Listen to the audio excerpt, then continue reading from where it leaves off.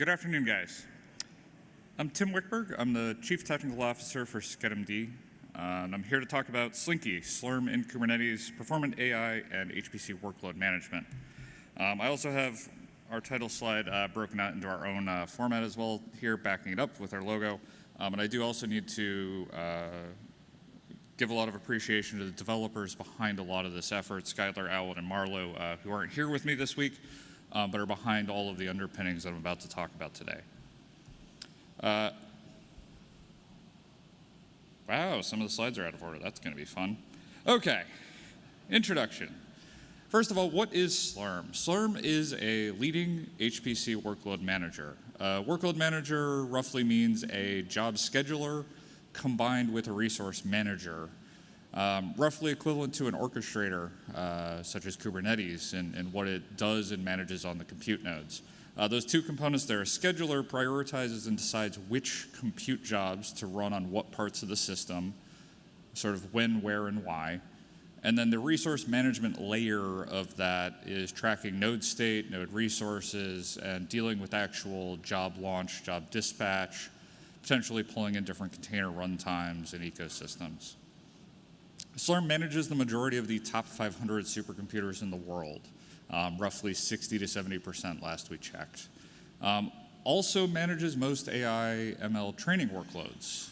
Even for a lot of companies that run cloud native for the rest of their stack, Slurm is usually involved in managing those training workloads for them today. Slurm scales well beyond 15,000 nodes in a single cluster. We are able to, on some machines, launch 10,000 plus node simulation work in sub 10 seconds, which is something that we don't believe other orchestrators are able to accomplish today. Slurm is open source, GPL v2 plus with an OpenSSL exception technically, and has been available to the broad community for a couple decades. It's going to be real fun how I got to figure out why the slides are out of order here. So who is SchedMD? SchedMD are the developers of Slurm and also now Slinky. We originally spun off from Lawrence Livermore National Lab back in 2012 to support Slurm's rapid adoption in the HPC industry. Our founders are Mo and Danny. They're the M and D in SchedMD. We are not medical doctors. Please do not solicit medical advice from any of our support staff. They are not qualified to answer that. SchedMD provides commercial support for Slurm for our customers alongside training, consultation, and custom development. And then what you're here to hear about today is what is Slinky? Slinky is Slurm and Kubernetes combined. It's a toolkit of different projects to integrate Slurm into Kubernetes. Everything we've been building here is open source under the Apache 2 license instead of GPL, and is broadly broken out into three major components: the Slurm operator, Slurm bridge, and a lot of associated tooling. Slurm operator is designed to manage Slurm clusters running underneath Kubernetes. Be able to auto-scale them, give you easier ways to deploy reference Slurm installations underneath Kubernetes, potentially a managed Kubernetes offering from one of the cloud providers. Original releases back in November, just ahead of KubeCon in Salt Lake. That was v0.1.0. v0.2.0 actually came out about a week ago, and we're looking forward to getting v.3.0 out in June alongside the Slurm bridge. The Slurm bridge is a Kubernetes scheduling plugin. The idea here is to enable Slurm's scheduling wherewithal, not just for Slurm-based workloads, but for Kubernetes pods and Kubernetes workflows. The intent is to release this in June. It is gated currently on some new features and capabilities we're introducing in the Slurm 2505 release in May to better enable this cross-integration. And it is in early access with some SchedMD customers today. Then, alongside this is a lot of associated tooling. You can't really play around in the Kube ecosystem without some other baggage, Helm chart, container images. We also have published a client library.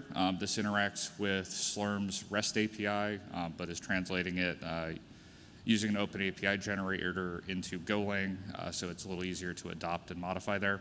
We also have a Slurm exporter, Prometheus exporter, that interacts again with the REST API, It is publishing metrics right now that are fine-tuned to Slurm operator so it can hook in and manage auto-scaling for us. Slinky repositories are on GitHub. That QR code will take you there. Everything we're doing here is captured under the Slinky project organization, separate away from the normal Slurm repository. So, cloud native, HPC, and Slurm. A key part of my talk today is really kind of laying the groundwork for where I think these two communities can start to converge and where I think Slurm and the Slinky project itself sits at the intersection. So the subtext to this is, why is an HPC scheduling guy standing around at KubeCon? So, starting off here with a bit of a disclaimer. Everything I'm about to say is a gross oversimplification of two incredibly complex and intertwined communities. Every point I make here, I can come up with at least a half a dozen counterexamples. I'm trying to focus on the broad context of what I'm saying here and use that to highlight where I think the two communities can learn from one another and start to cross-adopt certain technologies and capabilities. So, to start with, HPC and cloud native, why are they different? It really stems from different sets of assumptions that both have and the evolution of each of these ecosystems. Slinky is meant to sort of be our SchedMD's approach to bringing Slurm's wherewithal into here and crossing over that boundary. The way I've described this a lot is at the very highest level, the perspectives are shaped by this idea that HPC has finite resources, a finite system scale. What you built from that vendor stood up as a particular supercomputer, but then infinite workload demand. HPC researchers are not hesitant to bring more and more simulations to bear on the system, and you have to figure out how to fit that into the finite resources you have at hand.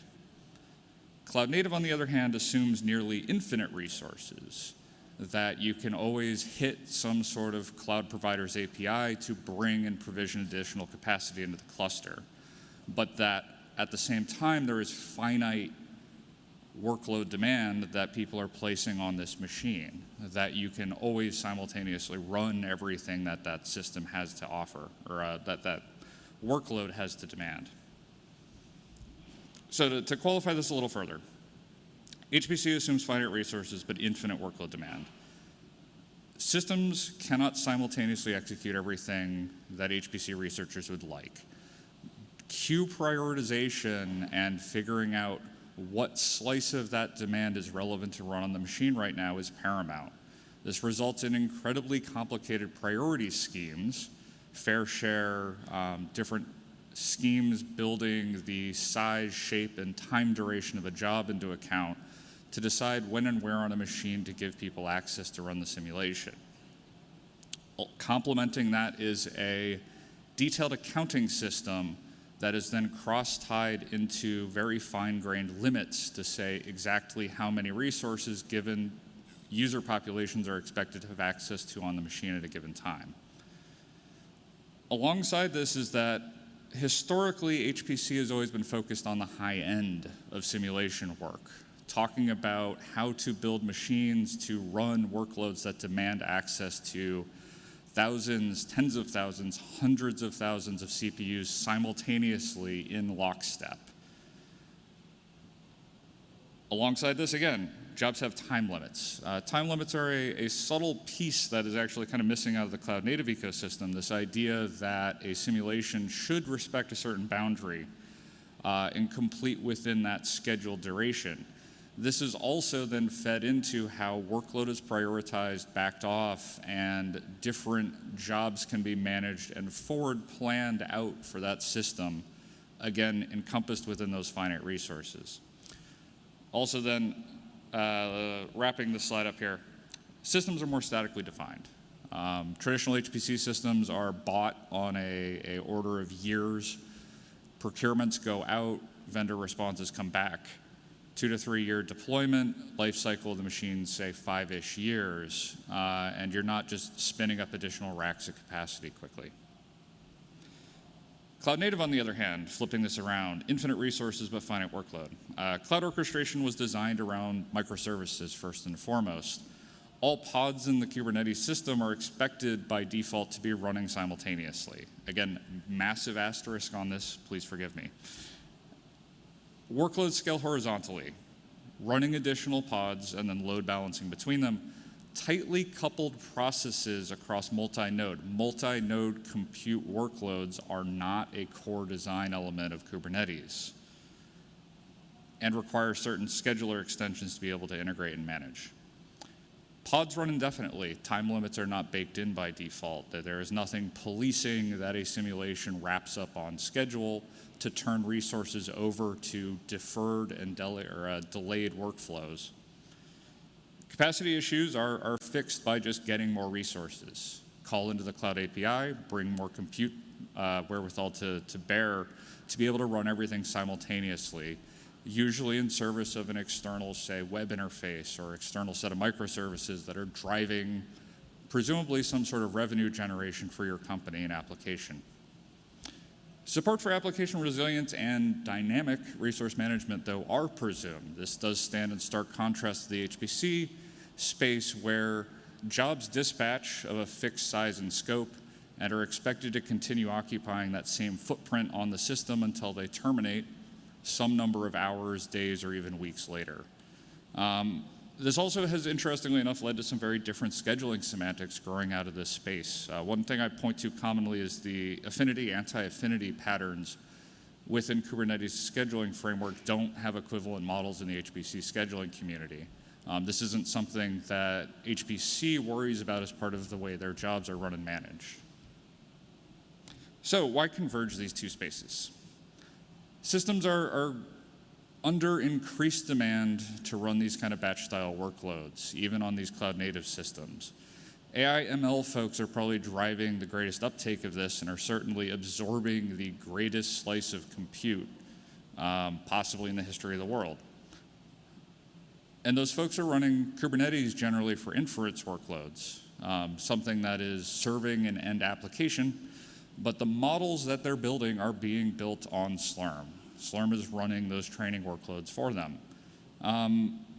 It's kind of awkward to have these two divergent control planes involved in different parts of potentially your same systems, potentially trying to overlap on the same hardware, or at least within your company having to run two very different clusters just to service the sort of two responsibilities of these modern AI ML shops.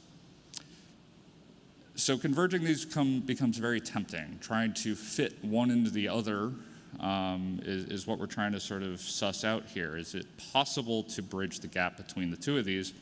And Slinky is meant as our take on how to cover this. Again, in two slightly different ways. One, through the Slurm operator, where we can provide that traditional HPC environment within a Kubernetes system that exists.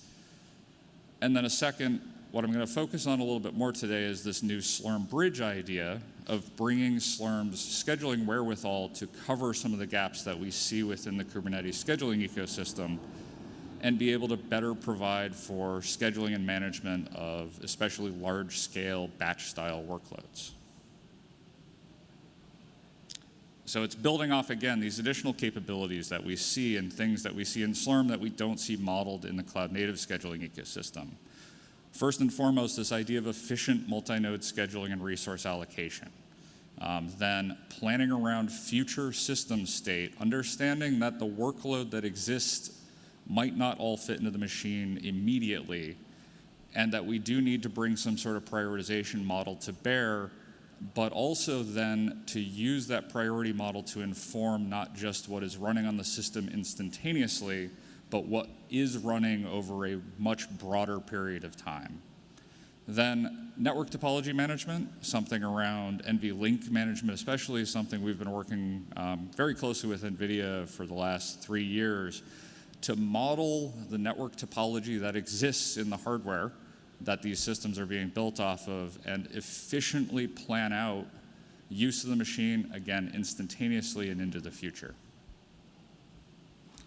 So, On to the Slurm operator, and I'm going to skip through this a little quickly in the interest of time. Slurm operator's use case, again, it's managing Slurm clusters built within a Kubernetes environment. Compute nodes are expected to map directly to Kubernetes pods running an individual SchedMD process, which is Slurm's component, very much akin to the kubelet, responsible for managing a compute node. Then, alongside that, supporting autoscaling based on cluster utilization metrics. The Prometheus exporter is what we then build off of to drive that. Within this, we're running Slurm jobs natively. So we're running Slurm jobs, which are just batch scripts usually at their heart, directly in those pods. The pods, as a result, may be fairly generously proportioned, let's say. We've seen certain cluster environments built under this kind of model where that may be a 20, 40 gig even compute node image, which as a container is admittedly a little awkward.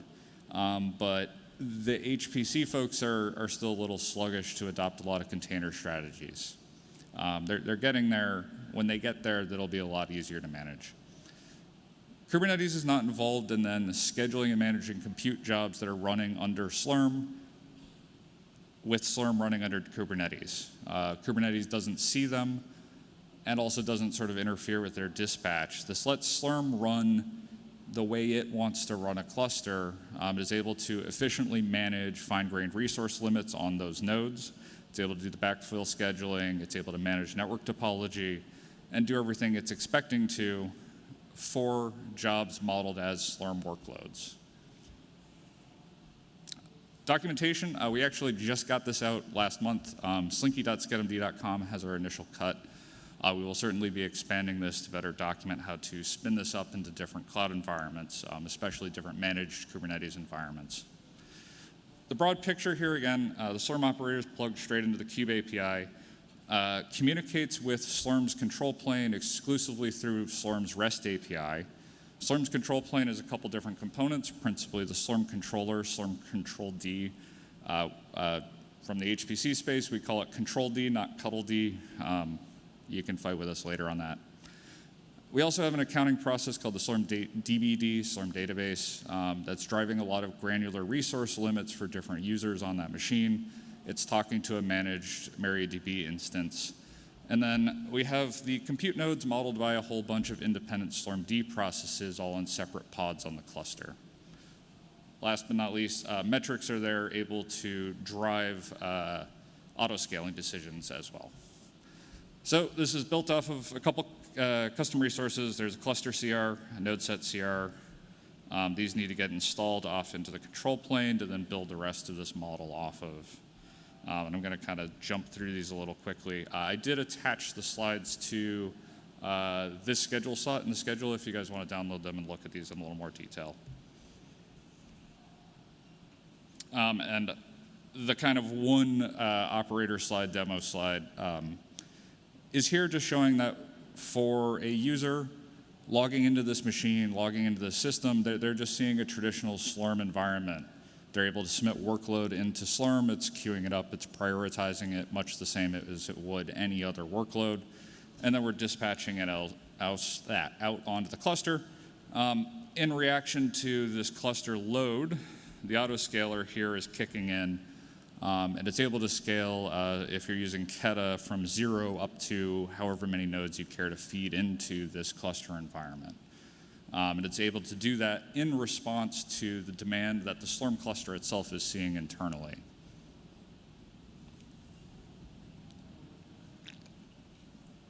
Onto the Slurm bridge. This is what we're working on right now, plugging Slurm scheduling directly into the Kubernetes scheduling APIs. Why do we want to do this? Kubernetes lacks this idea of fine-grained control of native resources, CPU memory, in ways that are usable to a certain class of HPC applications that exist. So we expect that there are still HPC applications that want those semantics and want to be able to run underneath Slurm, but be co-resident on a system that is also running Kubernetes workloads. We also want to be able to do faster scheduling than we believe is possible natively within the Kubernetes stack, and mix and match which tooling and which ecosystem to bring these batch workloads in. If you have simulation work that's best modeled as a Kubernetes deployment with a bunch of different pods, we want to be able to schedule and manage that on the same hardware as native Slurm workloads running as Slurm jobs. Offsetting this is that this is not necessarily a perfect solution for everyone, where we're not proposing to replace the default scheduler, certainly. It's meant as another alternative to exist in this ecosystem. The Kubernetes API does very conveniently make it possible to provision multiple schedulers. This is the same approach Q, Volcano, the MPI operator, the plethora of other sort of batch computing-oriented projects have used to build their own systems and own scheduling capabilities. One huge gotcha and something that we are working with the broader community on is this idea that the Kubernetes API doesn't currently have a way to subdivide a node's resources exclusively for the remit of different scheduling plugins operating on the system. So currently, the Slurm bridge is assuming that it exclusively owns resources in a given node that you assign to it. That may or may not be a workable assumption on your machine.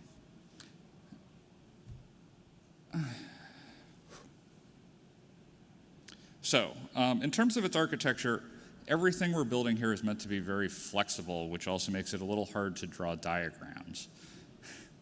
We are able to, for a portion of the machine that you want to overlap between Kubernetes' orchestration and Slurm's resource management, we're able to bring the Slurm bridge to bear on that set of compute nodes. It does not need to be a perfectly overlapped set of compute nodes, though. You may well have parts of the cluster environment that are dedicated exclusively to running Kubernetes workloads, or potentially parts of that same system that are exclusively set up and managed with Slurm. So this Venn diagram may not perfectly overlap. But the Slurm bridge sits at the intersection of those two spaces. We do expect most deployments will probably look kind of like this instead, which definitely makes everything a little simpler to talk about. So the design goals here is to run both Slurm and Kubernetes workloads on that overlap pool of nodes that sits in the middle here. The Slurm bridge translates the resource requirements for Kubernetes workloads into corresponding Slurm jobs. We call these placeholder jobs within Slurm. We're able to reconstruct multi-node workloads coming from Kubernetes, whether they're pod group, job set. We'll probably add support for leader worker set and whichever other representations of multi-node batch computing in Kubernetes we find interesting to translate.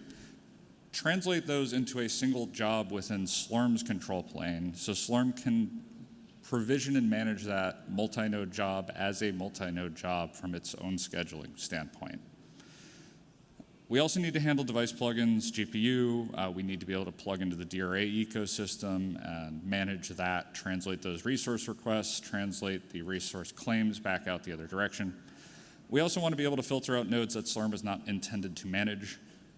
We also need to filter out pods that Slurm is not intended to manage. We don't want to mess with the daemon sets. We also don't want to manage everything in the core control plane. If you're running Slurm's own control stack under Kube, we don't want the bridge to attempt to schedule the Slurm controller by talking to the Slurm controller, because that little catch-22 is not going to let us work. So there are a number of these restrictions here. At the moment, each node can run Slurm or Kubernetes workloads. We can overlap multiple Slurm jobs on a node. We can overlap multiple Kube pods on a node, but we can't safely mix and match. The reason for this is that the Slurm workloads are going to be pinned to specific CPU sets on the node, and the Kubernetes ones won't. This means that the Slurm workloads would get stepped on potentially by anything running as a Kubernetes pod, introducing a lot of undesired jitter into the Slurm workloads. This is where one of the things that we're working on longer term is this discussion around adding semantics for CPU allocation info into the Kube APIs. If we can do that or have a model that lets that work, then we can safely mix and match the two between them. You need to configure the Slurm bridge as a Kube scheduling profile. It takes control of everything in that allow list of the namespaces you've provided as part of the setup. Default scheduler is still there and handling workloads elsewhere on the machine, potentially including Slurm's own control plane. Slurm only schedules to the nodes with a SchedMD running, which is something we'll talk about again in a second. So this is broken up into a pair of pieces. One is the scheduler plugin, and a second part we call the workload controller. These are tied into the two different chunks of the Kube scheduling framework that we need to integrate with to get this to work. This is one of the reference diagrams that the Kube scheduling group has. And then this is the way we've sort of cut it down considerably to just translate what we need to off the Kube scheduling APIs into something that the bridge can consume, inject into Slurm as a placeholder job, and then once Slurm actually schedules and lands jobs out onto compute nodes, we translate those back into bind API calls within the Kube APIs to inform Kubernetes to go ahead and launch the Kube workloads. So the broad model here is to translate everything into a Slurm job. Slurm is then able to prioritize those placeholder jobs representing Kubernetes pods alongside any work that is submitted and being managed as direct Slurm workload, filter through that with all of Slurm's complex priority models, backfill scheduling support, and then make those placement decisions as to when and where these different workloads are going to land on the machine. For the Kubernetes-based stuff, the workload controller here has to kick back in and communicate back out through the bind API calls to the Kube stack. For native Slurm workloads, none of this kicks in. The native Slurm workloads are just running under Slurm's own resource management layer built into the cluster. So I'm just going to very briefly flip through some of the demo screenshots here. I'm not going to try to run this live because the internet connection's a little fiddly. This is a pod coming in, just getting applied into the cluster. Slurm is translating it and then running it on this node. Node name is Slurm Bridge 1. You can see both from SQ, the Slurm command that's monitoring the queue state, it's landed it on Slurm Bridge 1 and communicated that placement decision back through the bind API call, landing it on Slurm Bridge 1. This is that same job, just calling out. As part of this, we have these annotations that we've attached here. Slurm node is indicating where we've placed it. And then importantly, the Slurm job ID label maps into that placeholder job within Slurm's own control plane and is used to cross-tie the two entities back together. This is quickly going through a 2-pod daemon set, applying this, setting it up to get scheduled. We can see here that the 2 pods are being translated into a single Slurm job, requiring 2 nodes. This is kind of a key capability of this, of natively treating these multi-node pod groups as single Slurm jobs and scheduling and managing them as proper multi-node job entities, and then placing them out on the system. You can see here it landed it on Slurm Bridge 1 and 2. This is, again, similar thing running through. Rather than using a replica set to build the pair of pods, it's actually just enumerating them directly as part of the pod group. This is being submitted while this other job is sitting there. In this environment, we only have access to 3 compute nodes. Both of the jobs want 2. Something is going to have to wait. We don't attempt to schedule half of the job. We know that we have to queue it up and wait until sufficient resources, what we're calling out here, are available for this to actually execute and run on the cluster. Then that first workload on this slide finally finished. That second pod group actually came in and has finally been able to execute on Slurm Bridge 1 and 2. And then last but not least, everything is wrapped up here. It's just calling attention to the fact that if the Kube pods have terminated, the bridge and the workflow controller part of the bridge is kicking in and making sure that the corresponding Slurm jobs are being terminated as well. If the Slurm jobs are terminated or killed or hit a time limit, the corresponding pods will also be deleted. Future work. There's a lot of different things that we're expecting to expand on these capabilities with. One of the things that we're pushing for especially is this idea of DRA, but for CPU management on the compute nodes. I'm talking with a lot of different people this week about ways to push for that. Other things that we're expecting to do is to be able to run Slurm not just with this hybrid environment where the SchedMD compute node image still needs to be running on a piece of hardware, but be able to run it as just a pure Kubernetes scheduler without Slurm's resource management layer running underneath it. That's something we expect probably later this summer we'll have that capability as well. And then with that, thank you guys. Any questions?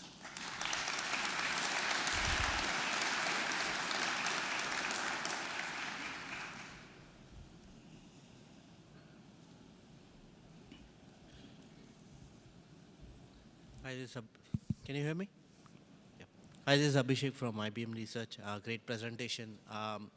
So I guess the translation that you showed from Kubernetes to Slurm, it was mostly around maybe static CPU resources, but an AI training would need multiple NICs, networks. So there are a lot of other parameters that a pod or a job could request. So what's the story there? So what I'm not showing is that, yes, we're looking at other resource requirements that the pods may have, millicores, memory requirements. We're translating that into the Slurm resource request as well. We're expecting to be able to take certain flavors of DRA CL syntax and translate that directly into requests for GPUs, for example. The other thing that I dropped these slides out here is that we do have an extensive set of annotations corresponding to other Slurm native resource types and resource models that let the pod request things that we can't directly infer from the pod, which gives us kind of an end run around some limitations of sort of the description that exists today, and gives us our own syntactical sort of nuance that we can provide. Thank you. Thanks. Say I have a static set of nodes, say 100 nodes, and I want to run a lot of Kubernetes jobs on them sometimes. I want to run a lot of Slurm jobs sometimes, and it's basically chaotic whether that happens. How easy is it right now for it to switch between Kubernetes mode and Slurm mode on the entire set of nodes or a subset? Can it be done dynamically at runtime or so on? Is it a config I've set, that sort of thing? So that's going to depend a lot on how you've tuned Slurm's priority mechanisms. You can adjust on the fly the importance of different partitions. Partitions for Slurm are different queues. You could go and alter the config to say that you want that partition to have the highest service level right now, make sure stuff in there, which is corresponding to the Kubernetes workload that we're bridging in, make sure that gets the highest service class, and then you can alter the cluster configuration to flip that back on its head later. So this does give you a way to potentially shift the focus of those workloads without needing to manually reprovision the compute hardware within the cluster between the two control planes. Okay, thank you very much. Hello. So from your design here, there's the SLURM-D operator and the SLURM bridge there. I have two questions. The first question is, when the SLURM-D to control nodes there, is it control the pure bare metal, or is it kind of a contain pods or something there? So the SLURM-D process traditionally runs on bare metal on HPC systems, but it also runs just fine in the pod. The one caveat there being that if it's running in a pod, that container image is what Slurm jobs will see and execute under. So if they're expecting usually a fairly fully featured Linux distribution to be available there, if you're not able to provide that as part of that container image for the SLURM-D process, that actual Slurm job itself may have a problem executing and running. That's where we expect people will put a lot of software into those initially. Within the HPC space, if you can model your Slurm job with containers, all of a sudden that means that you can reduce the footprint of that compute node container image itself considerably. But that ecosystem is still a little slow to come around to the idea of containerizing all of these existing applications. So it's a work in progress there. Okay, thanks.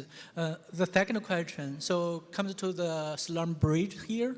So when, considering this is a GPU situation, like thinking about the granularity here, what's the granularity level here when we sign? It would like for example, if 80 GPU in one node there would control per node per GPU, or even smaller than per GPU, like a sharing resource there. So what's kind of the current situation? Depends on configuration is the complicated answer. So Slurm itself natively can model usually a GPU as an individual allocatable entity. That's usually the level that most systems run with. But Slurm does support NVIDIA MPS. It can work with NVIDIA's MIG mode of operation, although it does require static partitioning for that. And that's something that we can extend in the future if we need to. But it depends on what sort of the cluster preference and policy are and what you're trying to accomplish. The first pass for the Slurm bridge is really oriented around the place we think we can make the biggest impact right now is better management for multi-node workloads. But those are things that we're looking at better serving in the future. And again, a large part of that, I think, is going to be ways to talk about CPU affinity management and CPU resource management alongside the GPUs. Okay, sounds good. Thank you. Thank you very much. And a good presentation.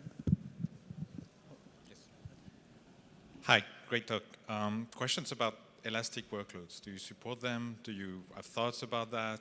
You said leader worker set, for instance. What about something that grows or starts in 2 phases? You know, what are your thoughts?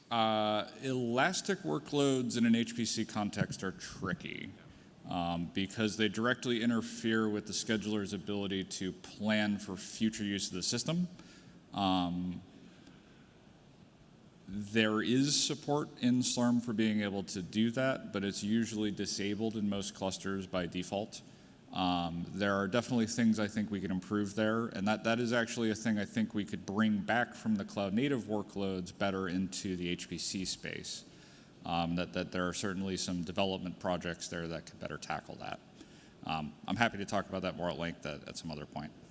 Thank you. Okay, I know I am at least 5 minutes over time. Okay, one last question quickly. So it's a question about whether you can use C groups with the Slurm bridge, because obviously containers are using C groups underneath, and I know Slurm can use C groups for resource control. How does that work? That is the one complication with running Slurm in a pod, having the Slurm processes live in the pod. Whether or not you can successfully delegate to Slurm the ability to further subdivide those depends on which flavor of C groups you have enabled and a number of other things. That's why for those workloads I would usually suggest sticking to having the Slurm process run on the bare metal. But we're working to make sure we can cooperate with the higher level C group hierarchies as best we can. It varies a little bit between C group v1 and C group v2, unfortunately. And that's a fight we've been well aware of, but don't have any magical solution to in all cases.